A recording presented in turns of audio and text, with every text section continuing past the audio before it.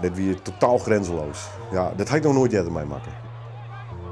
Het broeide vanaf het begin eigenlijk, vanaf het moment dat ik dat busje zeg, 4 voor de wedstrijd, broeide het al.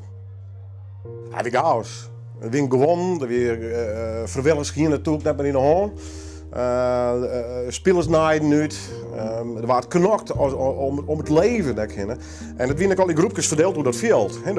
Het zwerm hoe dat veld. Dat werd net in een groep die is isoleren kist, maar het werden al die plukjes, knokpartijen. En ik herinner me wel dat mensen nog over de boarding daar sprongen en zeggen wij mij bemoeien en mij een bogen omheen en wij mij oren begonnen te slaan. Het werd volledig onbeheersbaar. Ja, dat zou je dan van je eigen gebeuren, weet je wel. Dat is verschrikkelijk. Oh, wat ik skop, jongens. Slang. En dan is het een nieuwe overtreding van een van de spelers van Harkemasse Boys, Remco Torken.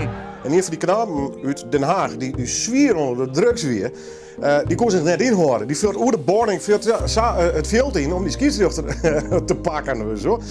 En toen zie ik langs de lijnen en toen dacht ik, ja, dit had net zoveel met voetbal te krijgen. En het is echt wachten dat dit compleet uitbarst tot een grote rel. Maar deze maten, nee, dat hier net in verschenken.